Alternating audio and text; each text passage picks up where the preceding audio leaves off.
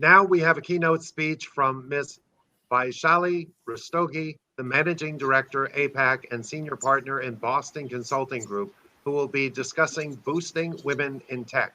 Ms. Rastogi, please begin your presentation. Thank you, Mike, and thank you for having me here. It's a real delight to see such an engaged forum, and loved hearing the insights so far. Hopefully, if I can just begin my share screen so that we can get going. If you just give me a minute.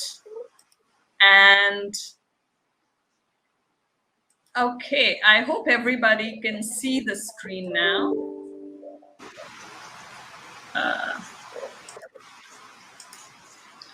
Okay, is this good? Mike, can you see it? That's great. Okay, so let me start. Boosting the diversity dividend is what I've called this. And this is based on two pieces of work that we did. One, which is in Southeast Asia, covering diversity and inclusion just last year, as well as women in tech that we did with IMDA and SG Women in Tech across Southeast Asia.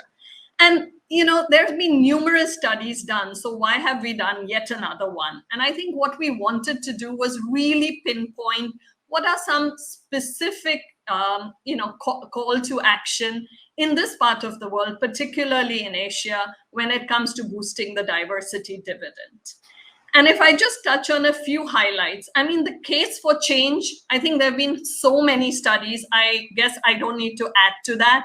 But if indeed there were any skeptics, here is another piece, right? And this is coming straight from the voices of the people who should be front and center, which is the women in this case, which say that 57% of employees would leave their current company for a more inclusive culture. And think about the hiring, the retraining, and just the loss of sheer talent. So hopefully this is just yet another call to action beyond what you've already heard of all these years. Now, the good news is that we are starting from a relatively strong baseline, at least in higher education. And when you look at Southeast Asia or India or China, and you look at the dark green bar, that's the bar that talks about overall women's share in higher education on the left side. And you can see that, we're doing well. And of course, we've just picked 3 regions in Asia. There are many more. And even women in tech, the new world of digital, we're doing well in there. Now, when it comes to the workforce, you can see some pockets, obviously China, Southeast Asia out there, though there are differences by country.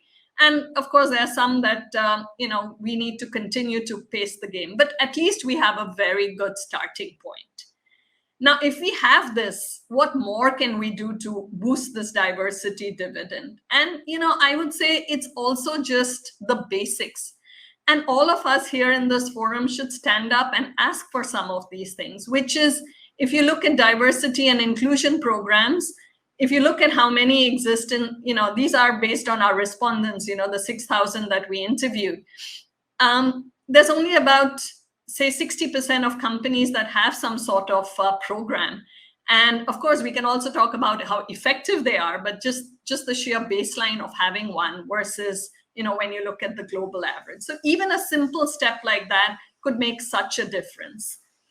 Of course, there are huge nuances by country on what people look for and what, in fact, people look for in individual companies and, in fact, at their life stages as well. And rather than go through this slide, I thought I would use women in tech as a proxy to just explain how we looked at this. What we found is that there are 3 moments of truth in people's lives. One is, especially for recruiting and retaining women in pursuing careers in technology, but you could use the same approach actually for recruiting and retaining women in the broader workforce. One is at the point of higher education. The second is what happens at the entry-level job. And the third is in their long-term career.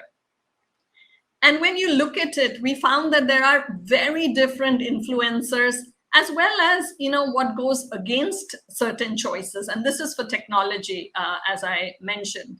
When you look at higher education, people do look around and see what is it that personally interests them, but what is it that they hear about their own skills and capabilities. And in fact, sometimes the perceived level of difficulty that they see based on what people around them say. And so whether it's our role as parents, whether it's our role as coaches, educators, really thinking through carefully how even education really determines choices is quite key. Obviously, the first job makes a big difference. If you pick a job in tech, you're more likely to stay in tech, and tech is a very broad word. It includes everything from digital to data science to cloud and so on. You tend to stay there as well. And then, of course, retaining women in tech, well, of course, you see career advancement, you see work-life balance, but you also see, what different corporates are offering you as well or not in the place you're working. And so from this, you can come to what we call really making sure that every corporation, every, and not just corporation, every individual as well, the women are equally responsible, as well as government and educators need to come together. And I think this is really key if we want to drive a step change in what we see. And here are just some levers that we identified. There are similar levers actually for the moments of truth for raising overall diversity as well. But you can see it starts early.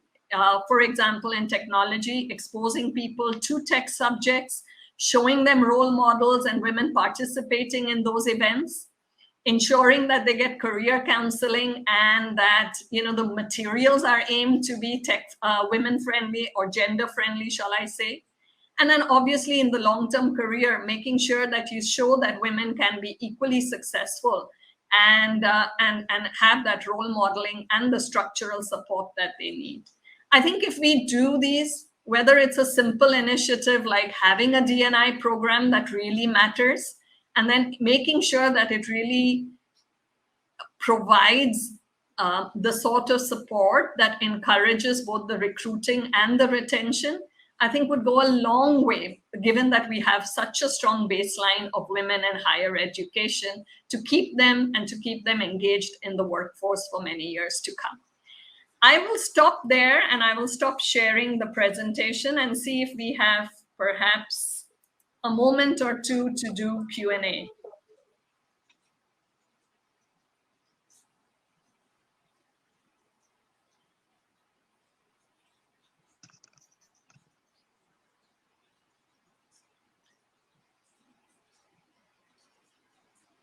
So Mike, it's a big forum. So in case there are no questions, I can say what my closing line is here, but let me just give it one more minute and hopefully I get you back on time. Well, we haven't seen any questions yet. I'm sure a lot of people have those questions. I understand that you had some technical difficulties going through the presentation, which we will share later on with all the members of the audience. But I think the question that I would ask you is, what are the three most important takeaways that everyone here can get from your presentation? What is it that will be most important in changing their lives? So I would say from the women's perspective themselves, I would say number one, really listen to your own inner voice and go look out and see what others have done. Don't just take the average view and settle for it. So that's point one. Second would be, in my mind, seek out role mentors. They act as a force multiplier, and it is key. Everybody needs help. I did so as well during my 25 years at BCG. So seek help. We are not very good at seeking help. And the third one would be, I think never settle for what you think or worry about the future will bring. Get there first and then worry about all the challenges, be it raising kids, be it other things. So don't step out too early. And I'm sorry you'll had difficulty seeing the presentation. Copies of it are available on our website, both on the D&I side as well as Women in Tech. And you're welcome to look at it there as well. And I'm happy to share one too. And I'd like to follow up with one question. You mentioned how important it is for people to have mentors. If somebody asked you to be their mentor, what would you say to them? How would you respond? I would be, first of all, people should be delighted. There is no better, I think after 25 years, I've realized that a smile and seeing success on someone that you have, helped a little bit in a small way, perhaps even, keeps you going for a long, long time. It refuels your tank a lot. And for the women, I'd say, by the way, you don't get success at the first shot. There could be, some rocks along the way. Doesn't matter. You need to just keep trying till you find the right chemistry and the right role model and mentor. Well, I can imagine that you're going to have a lot of requests as a mentor after this session. Thank you so much for your sharing. We really appreciate it. Thank you so much.